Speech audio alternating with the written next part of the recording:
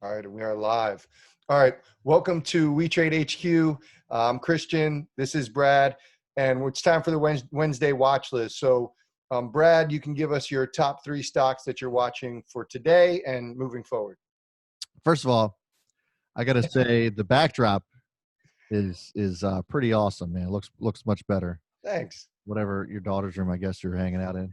All the toys. But no. So 3 stocks I'm watching this month or this week would be Apple, Disney that we just saw, which is absolutely crazy, and Square with their surprise earnings. So Square, let's go ahead and touch on Square first. So Square, I'll go ahead and share my screen here with you. The host needs to. Oh, shoot. Bart, go ahead. You're good. All right, so we're gonna share my screen here, and we're gonna pull up Square first. So SQ is the ticker symbol. They had surprise earnings in 2 ways. First of all, the earnings are supposed to come out today, which is Wednesday. They came out last night on some leaked earnings, and so they were forced to release them at 7 p.m. Eastern time last night, which is pretty wild.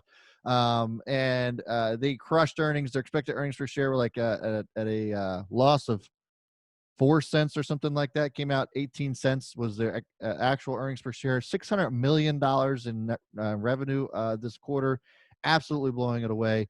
The reason for this is why I think this is still worth scooping up on, especially if there's any dips, which looks like we're coming down on one, is because of the frictionless transactions. They own Cash App. They've really kind of beefed that up, and living in an area or in a time that we're in right now where people are not, obviously cash is not a thing, and even like credit cards and debit cards, people using them, it's not going to be a thing either. So the more frictionless transactions become, with PayPal and Square being 1 and 1A here, I think that it's just going to continue to move, and I think $200 per share is very much on the horizon for that. Next is Apple. We all know, unless you live under a rock by now, that Apple is going through a 4-to-1 forward split, set to go into effect August 24th, and will show into everybody's accounts by August 31st, which means that for every 1 share of Apple that you own, you will get 3 additional ones. So if you have 1 share of Apple right now, by August 31st, you'll have 4. The price will come down, but the value of your position will not.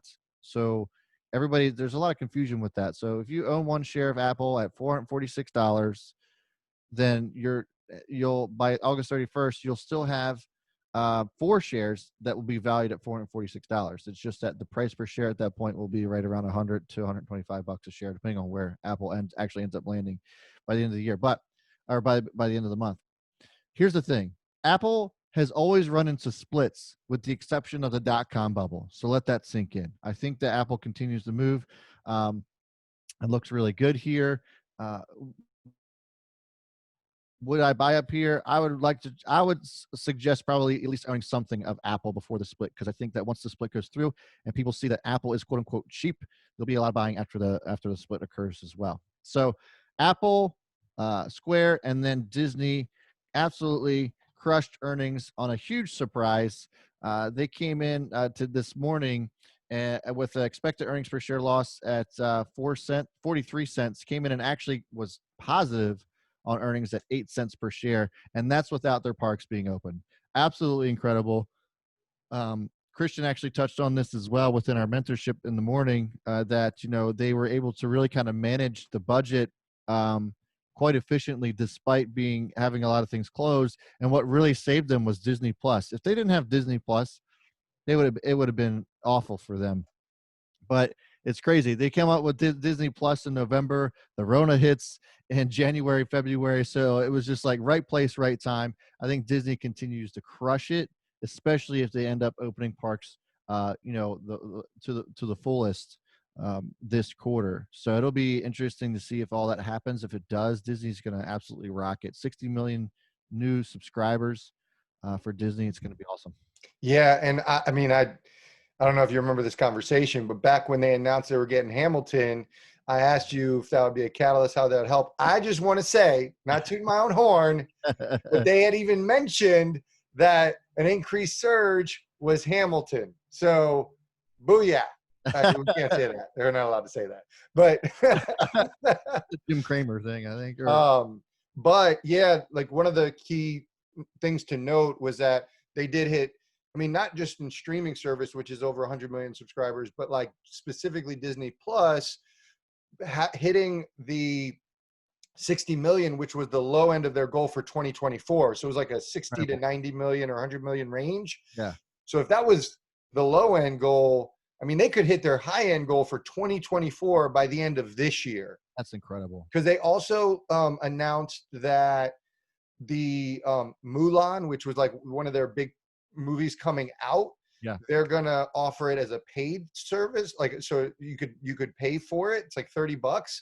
That's coming out at the beginning of September. So that's gonna also be a huge boost. Yeah. And then one thing that I didn't mention that I think is really interesting is like that a lot of analysts are pointing out is they performed better than expected, but they were also competing against last year's quarter year over year, which was when the Avengers came out. And I should remember the other thing that came out, which was like a monster quarter for them last year. Yeah. Yeah. It's unbelievable, right? I mean, it's just absolutely insane. So I've said this time and again over the last couple of months, but the companies that are not just surviving through the worst economic contraction we've seen in this world, but thriving in it, and Disney is thriving in it. It's just crazy. So if they can make it through something like this, then in my opinion, they're unkillable and deserve a much higher valuation. And we've talked about it with Apple, a lot of the FANG stocks that absolutely killed it as well. So these companies that are thriving through a time like this, what else is going to destroy them? I mean, I just don't think that anything can. And so I think they deserve a higher valuation for sure. Awesome. Well, I appreciate the top three. So every Wednesday we do the watch list. Check it out here, but also check out Brad's channel. So Brad's channel is Own the Chaos.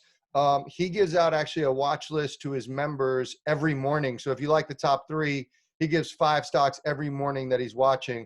So check out the Own the Chaos, and don't forget to like and subscribe. See ya. Thanks, Brad.